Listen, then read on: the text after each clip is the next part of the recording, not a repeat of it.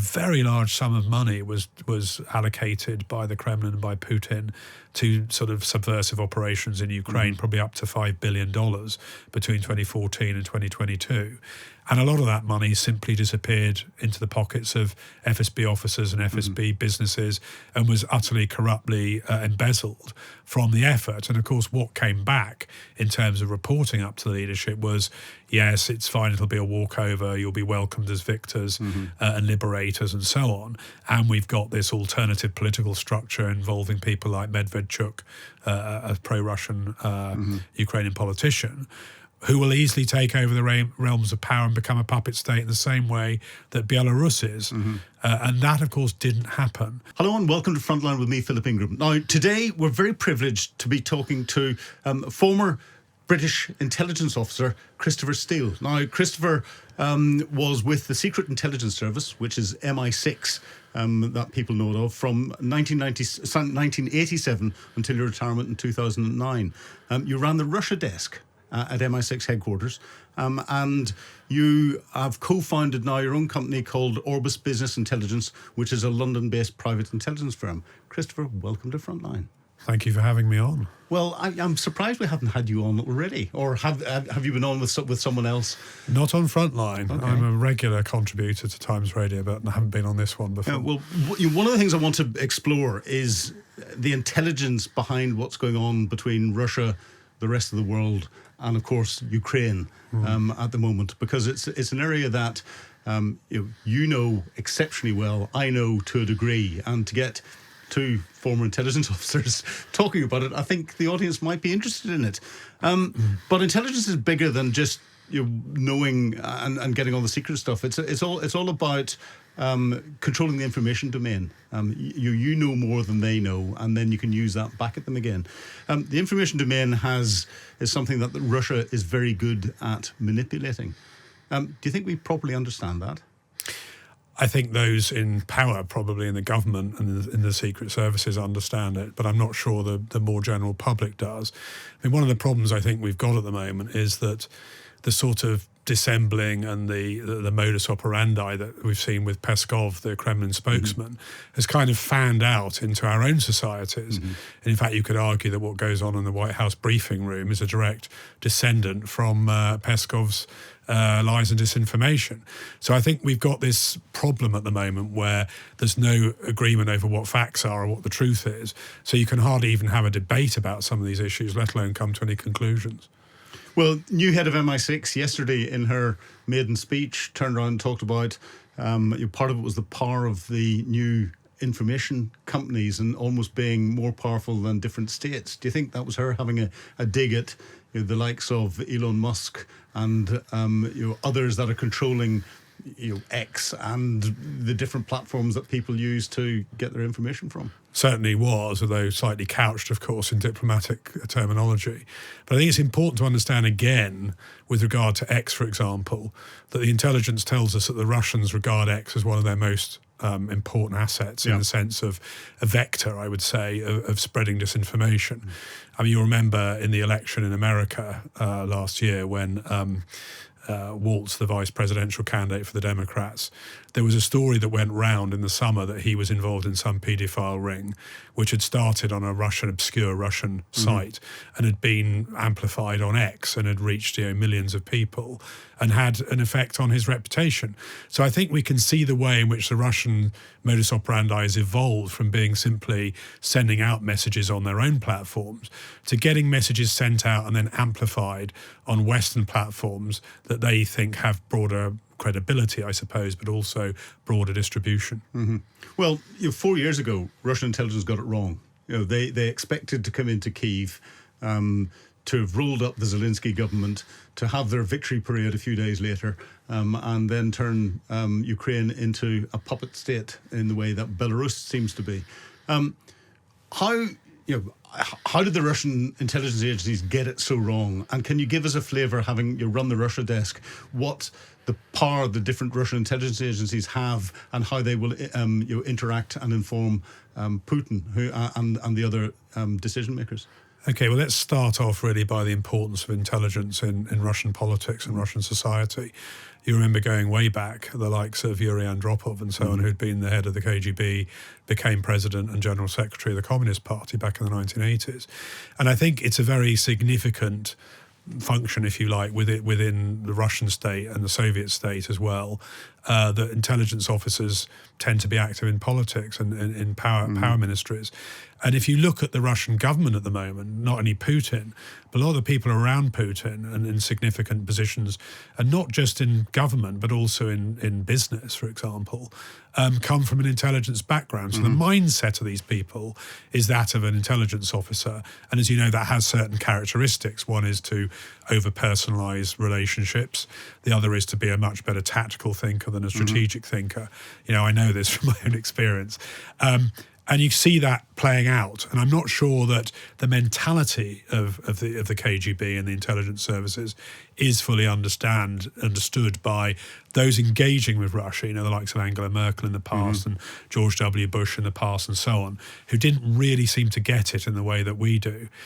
And in terms of what services there are out there, of course, you've got three main intelligence services in Russia, two of which grew out of the old KGB, which is the SVR, which is foreign intelligence, and the FSB, which is internal security service.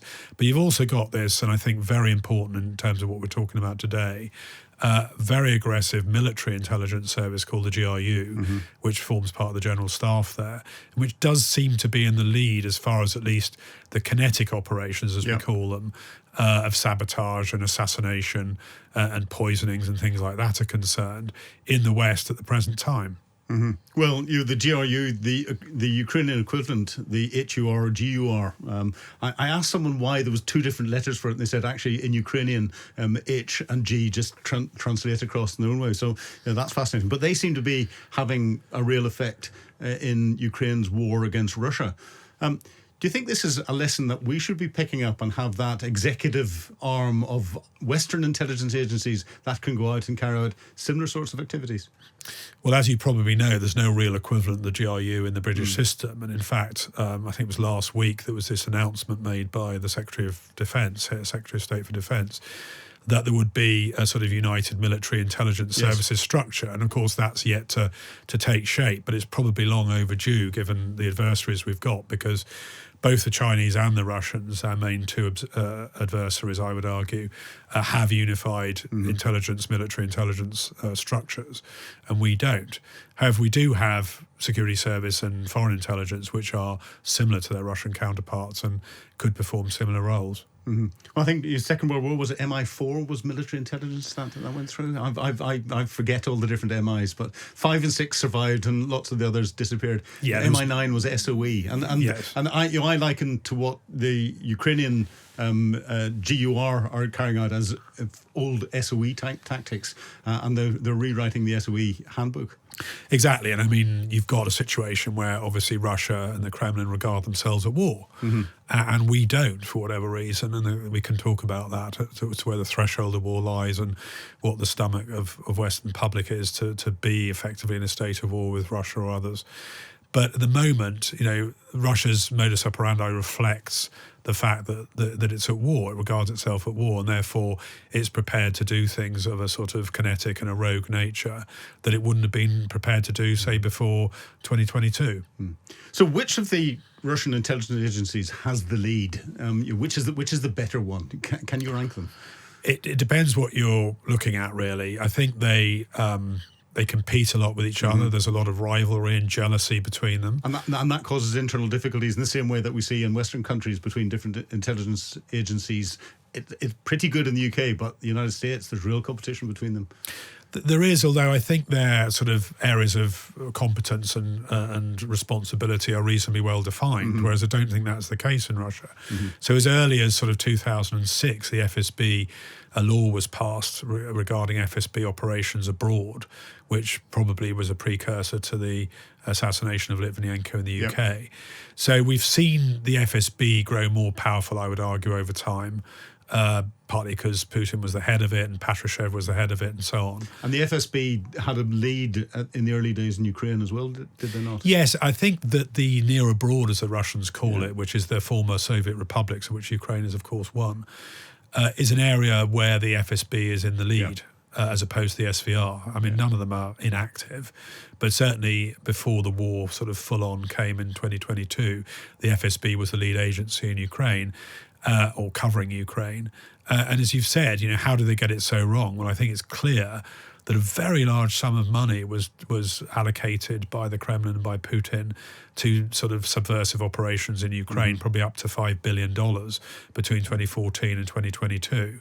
And a lot of that money simply disappeared into the pockets of FSB officers and FSB businesses and was utterly corruptly embezzled from the effort. And of course, what came back in terms of reporting up to the leadership was, yes, it's fine, it'll be a walkover, you'll be welcomed as victors and liberators and so on. And we've got this alternative political structure involving people like Medvedchuk, a pro-Russian Ukrainian politician, who will easily take over the realms of power and become a puppet state in the same way that Belarus is. And that, of course, didn't happen.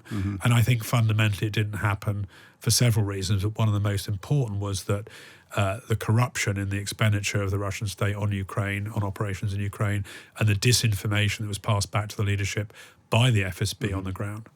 So you know Putin probably better than most out there, having studied him for a long, long time. What would Putin's reaction have been to that loss of the strategic initiative and now having to go for a secondary objective? And now that he's stuck in the east, he's advanced 40 kilometres in 4 years. We're going into the fifth year. The Russians during the Second World War had gone from just outside Moscow to just outside Berlin in the same time period.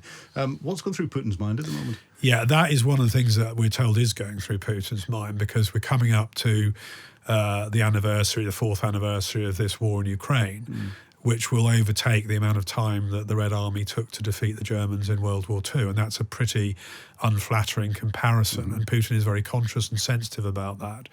Because, as you know, the Great Patriotic War in Russia is a myth. It's a founding legend, if you like, of the whole system. And so that's a problem. And I think that, it is absolutely the case. I mean, I think John Simpson once said, it was Andrew Marr actually, that he had been in an interview with Putin on one occasion, and the palpable fear of the people that were on the Russian side facilitating this was there to behold. So I don't think you'd want to be anywhere near Putin when you brought him bad news. And of course, what that means is the distortion of information going up to leadership is quite significant, and will have an impact, I would argue, on both the politics and foreign policy of Russia, but also warfighting and the economy. So is Putin kept in this bubble where he's fed disinformation by his own side? Does he ever get an understanding of the reality? Yeah, of course, at times he will get an understanding of the reality. The rout of the Russian army around Kiev, as you remember, a couple of years back, that is unavoidable and unignorable. But I think there is a complete distortion of the information that's sent back to him all the time. And he lives in this bubble. He's not stupid, but he doesn't want to hear bad news, and he wants people around him, as it were, that bring him good news. And of course, even back in the time we were talking at the beginning of the war, when it became clear that what the FSB had been reporting about Ukraine and its recipients to a Russian invasion, he did sack and charge certain generals and FSB officers with offences. So clearly he was aware that he had been led up the garden path by these people. Yeah, they seem to have a secondary career taking up window cleaning from about the 9th floor and then forget that the window's open, which seems to be the standard tactic. But I describe that the Ukrainians have fixed the Russians tactically in the east because it's a stalemate effectively. At the operational level, the Ukrainians seem to be dictating the pace of what's happening. Putin is reacting, the Russians are reacting as Ukraine attacks the energy infrastructure and now the shadow fleet shipping and everything else. But at a strategic level, I frequently say, I imagine Vladimir Putin sitting behind his big oak desk in Moscow with a very large glass of best Russian vodka in a best Russian crystal tumbler with a big white cat in his knee, stroking it very carefully, going, well, I have control here. Because it seems that when he produces a peace plan, or he picks the phone up to Donald Trump in particular, things change, and Donald Trump flip-flops from supporting Ukraine and Europe to taking the 28-point plan that had been given to Witkoff and getting Trump to put it out as his peace plan. Why do you think he's got that sort of level of control over Donald Trump? Well, I think, firstly, it's important to say that, in a sense, Putin's lifeline is Trump in this situation. Putin's up a complete dark alley with no obvious way out. Yeah. The Russian forces have taken over 1 million casualties, as you know, to gain, as you say, very little land. This is pretty unsellable. It's unpalatable. It's pretty unsellable at home. And the fear was always, and certainly my fear was, that if Donald Trump were re-elected US president, that he would effectively let Putin off the hook. And that's certainly what this looks like. The pattern, as you know, is that Trump has a meeting with Putin, or Witkoff has a meeting with Putin. Some ludicrously Russian-inked plan for peace, as it were, comes forward, which is totally unacceptable from every angle of Western security and democratic interest in the rule of law. It's then watered down as the Europeans intervene. It doesn't work out because the Russians can't accept it because of the high price they've already paid in the war. And then we go back into the full circle again. And so, yes, you've got to ask yourself, what is it about Putin that Trump finds so attractive?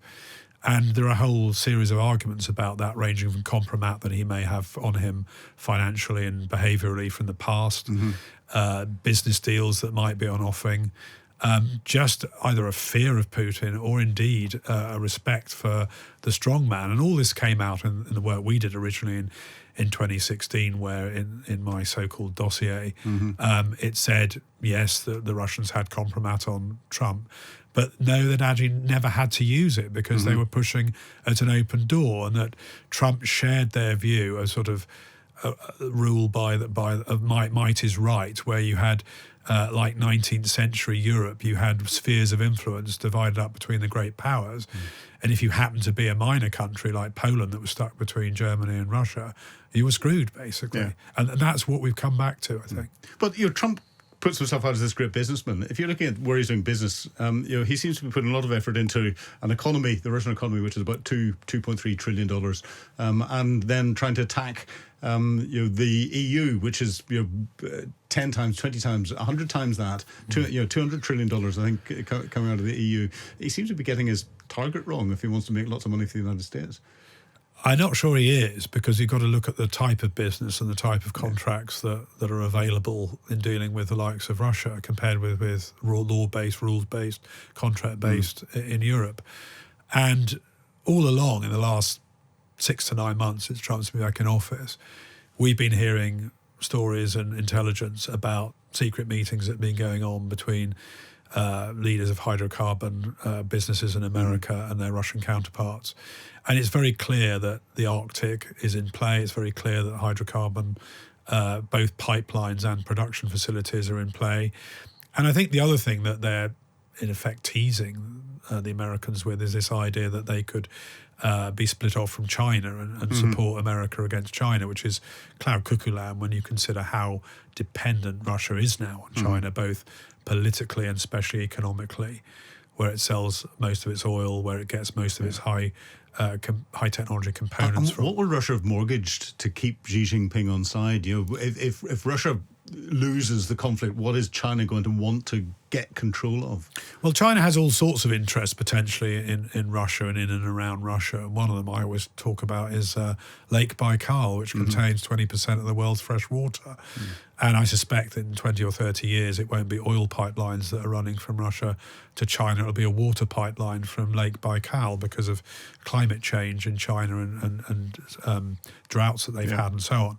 So I think there are a whole series of things, including minerals. The important thing to remember about China's attitude to Russia is that it's pragmatic. And when China talks about the century of humiliation, which was the 19th century basically, and the way in which European powers invaded China, turned them into heroin addicts and all the rest of it. That also applies to Russia. Russia is one of those powers that exploited China's weakness in the 19th century to grab land in the Far East and to grab resources. And China hasn't forgotten that. China is no true friend of Russia. No, they're out for their own interests. So, very briefly, will we see a peace deal in 2026, do you think? It depends what we mean by a peace deal. We may see some attempt to impose a peace plan on Ukraine. I don't think it's durable. I think actually that if even if Zelensky wanted to give away the fortified cities in the Donetsk, which guard the gates to Kiev, there'd probably be a mutiny in the Ukrainian army. I don't see that's possible. It's certainly not in anybody's interest other than Russia that happens. It threatens the security of Europe. It also threatens, if Ukraine were to collapse, a mass refugee train pouring into Europe and leading to greater instability in Western European countries, Central European countries. So I think the key thing here is that Britain, particularly, and other Germany and France and other allies in Western Europe have to provide Ukraine with the support financially and militarily that it needs, and in the negotiating chambers. And the best defence of Western European security in Ukraine is a strong Ukrainian armed forces and well-funded government. And that is the only thing, I believe, because the security guarantees that are talked about, unless they're within NATO itself, are not worth the paper they're written on. You remember the Budapest Memorandum in '94, which nobody has enforced. And would you really take, if you were Ukrainian, would you really take a security guarantee from Donald Trump that if the Russians step a foot over the demarcation line, that he's going to send American troops into battle? I'm not sure we would, let alone the Americans. So the Ukrainians cannot go beyond certain limits in what they're prepared to give up for peace. They have shown a willingness to compromise, which Russia has not, and that's the fundamental point. Well, yes, I don't see Zelensky coming down the steps of his aircraft waving a piece of paper saying peace in our time, a la Chamberlain. But in an unfortunate way, that's going to give us an excuse to have you back and talk to you again. Christopher Steele, it's been a real pleasure talking to you on Times Radio Frontline today. Thank you for having me on, Philip. Been a pleasure. You've been watching Frontline with me, Philip Ingram. If you'd like access to exclusive content, please subscribe to Times Radio membership and watch us on YouTube. But you can now get us as a podcast wherever you get your podcasts from. And don't forget, you can also listen to Times Radio for the latest updates on global affairs and read about them at thetimes.com. Thank you.